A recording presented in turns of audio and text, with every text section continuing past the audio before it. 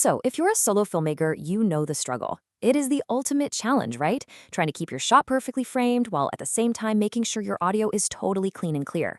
It honestly feels like you're juggling with your eyes closed sometimes. In this explainer, we're going to break down exactly how you can master both at once. Okay, let's just dive right in. I want you to think for a second about all the videos you've ever watched. I mean, everything from a Hollywood movie to a simple YouTube vlog. What is the one thing, that single mistake, that will make you click away in a heartbeat, no matter how gorgeous the video looks? Yep, that's it. Bad audio is the silent killer of otherwise amazing content. You could have the most stunning 4K footage, but a little bit of mic buzz, some distorted dialogue, or just overwhelming background noise, and the whole thing becomes completely unwatchable. And this brings us to our first big idea, the unforgivable mistake. Why do we call it that? Well, because in the world of video, your audience will put up with a lot. They'll forgive a shaky shot or maybe some imperfect lighting, but bad sound, that's the one thing they almost never let slide.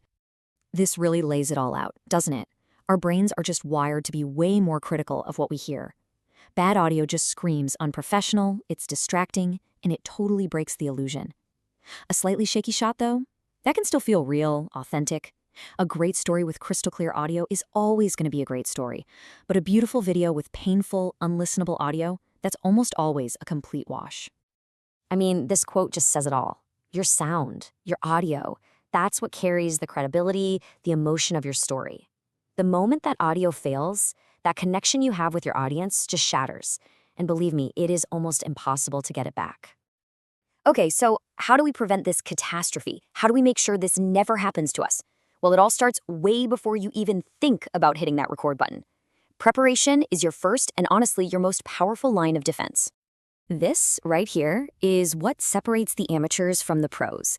Just spending 3 to 5 minutes getting your audio ready can save you from hours of headaches in the edit, and it can even save an entire shoot from being a total disaster.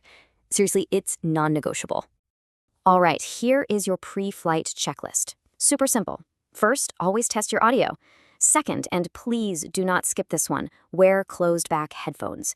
All that means is they create a nice seal around your ears, so you hear exactly what the microphone is picking up, not the sounds of the room around you. Third, set your levels with a bit of a safety cushion. And finally, just do a quick test recording to make sure everything sounds the way you think it does. Let's zoom in on that third point, setting your levels. You want to aim for your audio to be peaking right around -12 decibels. Now, why that number? Well, it gives you what we call safe headroom. It just means that if your subject suddenly laughs really loud or raises their voice, the audio isn't going to clip, get all distorted, and become totally unusable. It's your built-in safety net. Okay, prep is done. Now for the main event. The camera is rolling. How do you actually juggle focusing on your shot and monitoring your sound in real time? This is where having a smart workflow is an absolute game changer. We're going to call it the glance workflow. Now, this is not about trying to give 50% of your brain to visuals and 50% to audio, because let's be real, that's just not how our brains work. It's about strategically and intentionally dividing your focus so that nothing critical slips through the cracks. Think of your attention like an 80-20 split. About 80% of your active focus is on the visuals, the composition, the framing, the exposure, but that other 20%, that's a constant, disciplined awareness of your audio. It's a quick glance at the levels on your screen. It's an ear that's always listening for changes. It's like this little background app that never, ever shuts off. So what does that 20% actually look like when you're shooting? Well, it's a quick glance at your camera's audio meters just to see if you're still in that safe zone. It might mean keeping one headphone cup off your ear so you can still hear what's happening in the room around you. And it's always remembering that if your subject moves, their distance to the microphone just changed, and you need to check that your audio is still good. Now, the good news is you don't have to do all of this heavy lifting alone. The right piece of technology can basically act as your assistant, automating certain tasks and building in safety nets so you have more brain power to focus on the actual story. And this is such a crucial way to think about gear.